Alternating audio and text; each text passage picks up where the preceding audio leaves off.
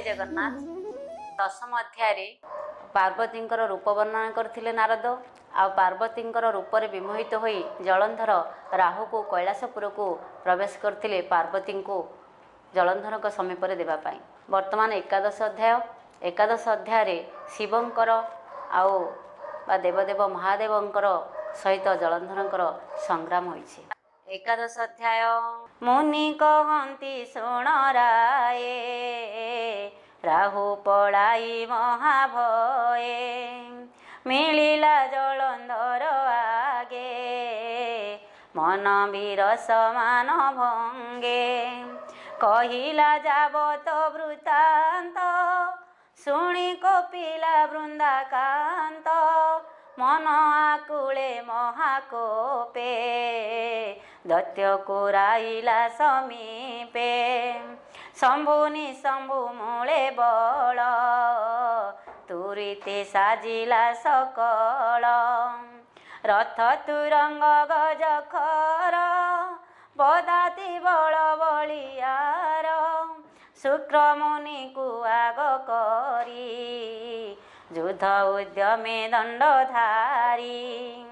आरोही रत्नमय रथे धनुनार चघेनी हस्ते ईशान मार्ग अनुसरी थाट चलिले दिगपुरी वन पर्वत माड़ी जाती आकाशे अश्वपंती पंती धरणी पुरी गज जुथे मणि कांचनमय रथे क्षिति आकाशे पुरी गले जेसने जलंधर बुले आद्य मिथुन मासे उठी धरणी धरी शून्य घोटी तेसने निशाचर दल मेघ गर्जन मुखरोल निशाण बाण तड़ बड़ी जेने शबद घड़ी विविध अस्त्र चक्र काती बिजुली प्राय झटकती पवन गति थाट जीवा से जलंधर कि मघवा चलई निज दंड घेनी प्रलय करिब मेदिनी तेमंत दिशे दैत्य बल प्रचंडे चले महिस्थल प्रथम दिन थाट नेई सुवर्ण रेखा तीरे जाई से दिन पारी होई बेगे रहिले हेमगिरी भागे एथु अंतरे शुण राये स्वर्ग जे थिले देवताए दैत्य को देखी भय मने गले से कपिलास स्थाने रुद्र चरण तले पड़ी देवे कहिले कर जोड़ी भो प्रभु अंबिकार मण आंभ गुहारी कर्णे शुण असुर जलंधर नाम अमर लोके परे जम विष्णु सहिते रणे जिणी सर्व संपद बले आणी रखिले निज पुरे नेई केबे शांति न लभई तुम छामुकु पुणी दूत पेशी जे थिले सिंधु सूत आसी जे थिला इंद्रवादी जहा कहिला मंद बुद्धि के ताहा बसाइब तुंडे से पुणी गला बिना दंडे कहिला जलंधर आगे तुम्भ महिमा जेते बागे शुणी असुर क्रोध हृदे दंड साधिला तुम्भ बादे असुर बल घेनी आसी पथे रहिला जनेसी काली करिब घोर रण कहिलु सावधाने शुण देवंक तहु ए वचन शुणी विस्मय त्रिलोचन विष्णु को चिंता करी मने शिव बसिले जोग ध्याने से प्रभु जोगादि पुरुष आसी प्रवेश हर पास विष्णु दर्शन पाई देवे रुद्र सहित उठी सर्वे नमिले गोविंद चरण मध्य विजय नारायण शिव जनाती आग करी भोदेव शुण दैत्यारी तुम्भे प्राणी पंचभूत महिमा कलु विपरीत खलनाशन बाना बही असुर पुरे अचरही निज सेवक देई दुख एणु मनुष्य केउ सुख देव कलंक जलंधर ताहाकु किंपाई न मार एबे असुर दुष्टमती आम्भकु मागई पार्वती न देलु बोली कला कोप जुझी आसीची करी ताप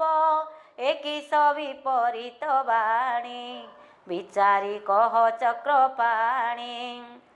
रुद्र वचने चक्रधर बोलंती शुण देवहर से जलंधर तुम्ब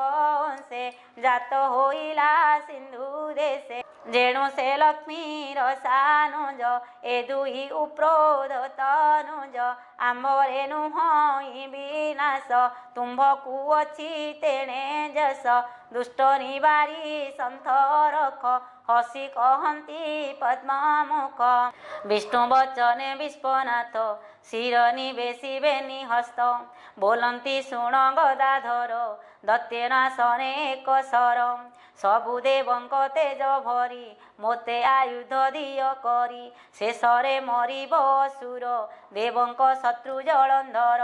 ईश्वर वचन प्रमाणे सकल देवे तत्क्षणे जे जहा अंगु तेज काढ़ी रखिले एकटा बेवाड़ी विष्णु आयुध कले ताहा सुदर्शन बोली जाहा से चंद्र तेज प्राय होई 33 कोटि गुणे डेई से चक्र घेनी नारायण रुद्रंकु कले समर्पण दत्य जानिब बोली डरे तुरीते गले जेजापुरे दानव पुरे विजे हरि न जाने लक्ष्मी आदि करी एथु अंतरे निशि शेषे असुर ज्योति परकाशे पूर्व दिगरे छायापति उदय अस्त गला राति दत्य जे थिला हेमगिरी प्रभाते थाट सज करी धाइले हरपुर मार्गे देवे त्रासंती चाहि स्वर्गे असुर थाट घेनी जाई शरणी नदी तीरे रही बाजई टमक निशाण शुणी धाइले रुद्रगण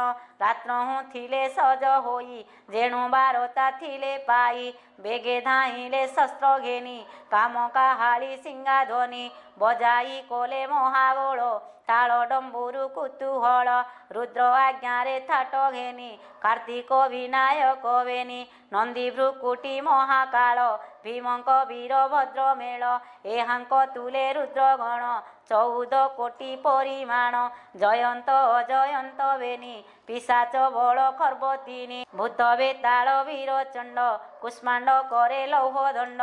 16 कति चक्र भाल घेली ना घेनी धाइले पल पल जोगी सन्यासी दंडधारी सिंधु साधव दिगंबरी समाधि आसन उपेखी बेगे धाइले युद्ध देखी पर्वतु ओह्लाई तुरीते मिलिले दत्यंक अग्रते असुर रुद्र बल देखी बिंधिले उप्रोध रखी शंभुनि शंभुबेनी वीर असुर थाटे आगुसार ईश्वर थाटे सेनापति कार्तिकेश्वर महाजती ताहांक पछे रुद्र बल असुर थाटे कला गोल चक्र नाराच शूल पेशी उभय थाट मिशामिशी बेनी सागर भेट प्राय समर गति अप्रमेय बजाई नाना वाद्य ध्वनि शबदे कंपे पुरतिनी निर्घात प्राय बाण वृष्टि दिशई धूममय सृष्टि उभय थाटे मुख गोल शबद करे कोलाहल शरणी नदी कूले रण असुरे थाटी शिवगण ଚକ୍ର କୁଠାର ବାଣ ପେଶି ଘଡ଼ିକେ ଦୈତ୍ୟ ବଳ ନାସି ପଡ଼ିଲେ ଅସଂଖ୍ୟକ ମଡ଼ା ତିଳେ ଧରଣୀ ନାହିଁ ଛଡ଼ା ପାଞ୍ଚ ଯୋଜନ ଆୟତରେ ମଡ଼ା ପଡ଼ିଲେ ନିଘଞ୍ଚରେ ଯେସନେ ବନ୍ଧ କାଟିଦେଲେ ଲୋଟି ପଡ଼ନ୍ତି ପଦ୍ମ ଫୁଲେ ସେ ରୂପେ ନିଶାକର ଗଣେ ପଡ଼ି କାର୍ତ୍ତିକ ଗଣ ଜବାଣେ ଭୀମଙ୍କ ଭଦ୍ରସେନ ବୀର ବଜ୍ର ସଦୃଶ୍ୟ ତାଙ୍କ ସର ବହୁତ ଦୈତ୍ୟ ବଳ ଛେଦି ରକତେ ବୁହାଇଲେ ନଦୀ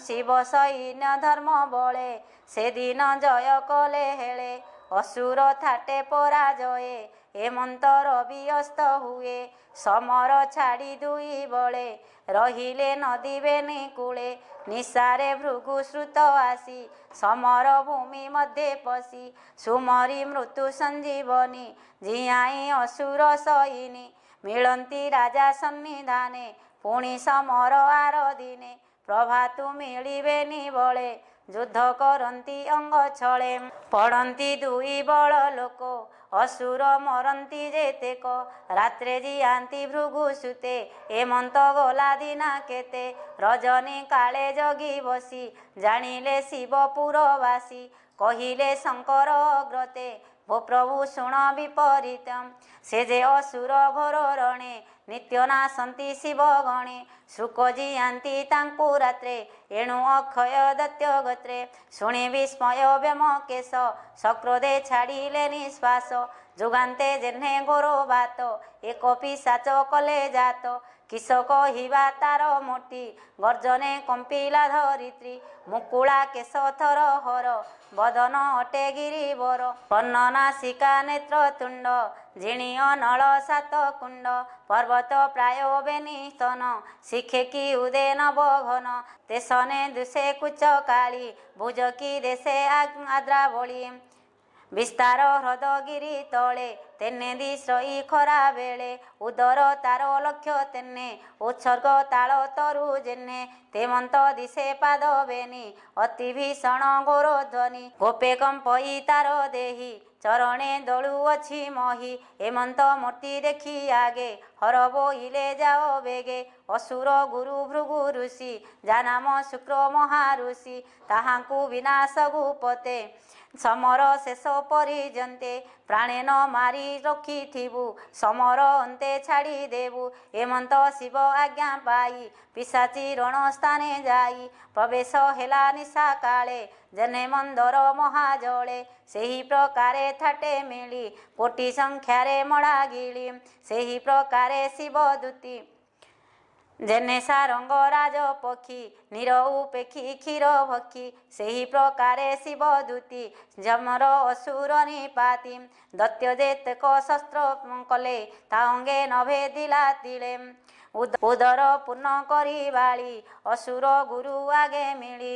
ରଥୁ ଆଣିଲା ତାକୁ ଧରି ବୃକ୍ଷକୁ ସୁମ ପ୍ରାୟ କରି ଅଧର ଅଙ୍ଗେ ନେଇ ଖୋସି ଗିରିକନ୍ଧରେ ଗଲା ପଶି ତା ଦେଖି ହାହାକାର କରି ଅସୁରେ ରଣ ଅପସରି ଗୁରୁ ଅଭାବେ ମନେ କ୍ରୋଧି ଶିବଗଣକୁ ସର ବିନ୍ଧି ନୃପତି ଠାରୁ ଆଜ୍ଞା ପାଇ ଶମ୍ଭୁନି ଶମ୍ଭୁବେନି ଭାଇ କାଳିନେ କାଳନେ ମିକି ସଙ୍ଗେ ଘେନି ଯୁଦ୍ଧେ ଟେକିଲେ ବିରତିନି ତା ଦେଖି ନନ୍ଦୀ ମହାବଳୀ କାଳ ଯେ ନମିକି ଉଗାଳି ଶମ୍ଭୁ ସମ୍ମୁଖେ ବିନାୟକ ନିଶମ୍ଭୁ ଦୈତ୍ୟକୁ କାର୍ତ୍ତିକ ହେମନ୍ତ ଷଡ଼ ମହାବଳୀ ଉଭୟ ଥାଟ ରଣେ ମିଳି ଯୁଦ୍ଧ କରନ୍ତି ଏକେ ଏକେ ଦୁର୍ଲଭ ରଣ ତିନେ ଲୋକେ ନିଶମ୍ଭୁ ପଞ୍ଚବାଣ ସନ୍ଧି କାର୍ତ୍ତିକ ଉପରକୁ ବିନ୍ଧି ବାହନ ଉପରେ ପଡ଼ିଲା ଘାତେ ମୟୂର ମୋହ ଗଲା ପଦାତି ହୋଇ ଶିବ ସୁତ ଅସୁର ଯୁଦ୍ଧ ଅପ୍ରମିତ ନନ୍ଦିକେଶ୍ୱର ଶୂଳ ପିଟି କାଳନ ଉମି ରଥ ଫାଟି କେତୁ ସାରଥି ସାତ ଅଶ୍ବ ଏକ ପ୍ରହାରେ ହେଲେ ନାଶ ପୁଣି କୁଠାର ପେଶି ନନ୍ଦୀ କାଳନେ ମୀର ଧନୁ ଛେଦି ବିରଥୀ ହୋଇ ଦୈତ୍ୟ ବୀର ଘେନିଲା ଚର୍ମ ଅଶିବର ନନ୍ଦିକେଶ୍ୱର କରେ ପଳା ସମରେ ତେଜ ଅନର୍ଗଳା ବେଳକୁ ବେଳ ଯୁଦ୍ଧ ଟାଣ ପଡ଼ଇ ବଜ୍ର ସମବାଣ ପର୍ବତ ଶିଖରୁ ପଥରେ पड़िले जेने ध्वनि करे सेही प्रकारे बाण वृष्टि सबदे कंपु अछि सृष्टि शंभु संगते गणपति मालबंधरे जंता जंती भूमि रे पड़ी गड़ा गड़ी केसरी प्राय करी रड़ी चड़क प्राय मुष्टिघात पेट को प्रहारती नात असुर घाते गजानन क्षणे होइले अचेतन पुणी चेतना पाई रणे परशु धरी तत्क्षणे शेषरे शंभु मूर्छित एमंते युद्ध प्रमित घोर समर ध्वनि शुणी निजे विजय शूल पाणी आरोही वृषभ वाहने संगते अछंती गण माने भूत बेताल दंडधारी डाकिनी गण आदि करी धाइले किली किला नादे बादन करी नाना बादे डम्बरु अंतरिक्ष पुरे वन पर्वत नाद पुरे संगे असंख्य जोगी बल जेसने निहार पटल असुर थाटे आसी मिसी शिवनारा चेरी पुधंसी रणे आनंद पशुपति बाण पिंधंती कोपे मती पिनाक धनु गुण नादे दत्यंक हृदय सर भेदे एकानार से धूर्जटी सैन्य मारंती कोटि कोटि ता देखी जलंधर रथे आरोही धनु धरी हाते प्रति जनरे सर करी शिवंकु तीनि बाण मारी गणपति पंच बाण वीरभद्र को चारि पुण नंदी कार्तिक थिले वक्रे तांकु पेशिला एक चक्रे मणिभद्रा को लौह दंडे सर्वगण को कांडे कांडे एका बेलके शक्त सर संधान कला जलंधर ता देखी पशुपति पुणी दैत्य नाराचु सबु जानी जे वीरभद्र रणे काटी असुर रथे शूल पीटी विरथी होई दैत्यनाथ पुणी आरोही अन्य रथ ब्रह्म सकति धरी करे पिटिला वीरभद्र शिरे दैत्य प्रहारे भद्र वीर रणे होइला अपहार ए चारि क्षत्रि माल युद्धे पड़ी गड़ती माल बंधे हेति प्रहति वीर बेने जुझंती शाल शिल घेने एमंते अस्त गला बेल रण उपेक्षी बेनी कूल रहिले बेनी भाग होई मध्य योजने छड़ा रही हरि विजय निज पुरे स्नान सारी गंगा नीरे ईश्वर घरे सदानंद घेनाई पारिषाद वृंद तांडव नृत्य रंगे पशी आनंदे पुहाइले निशी से महादेव विश्ववास नमई महादेव दास जीवन कारण निमंते शरण हरि पाद गते से प्रभु दया अनुरागे पद्म पुराणे गीत जोगे शुण सुजने चरित कार्तिक महात्मा अमृत तुलसी उत्पत्ति वाणी शुणी संसार उतर पाणी उत्तरखंड सारस्वत कार्तिक महात्मा अमृत इति श्री पद्म पुराणे उत्तरखंडे कार्तिक महात्मा जलंधर संग्रामे नाम 11 अध्यायः।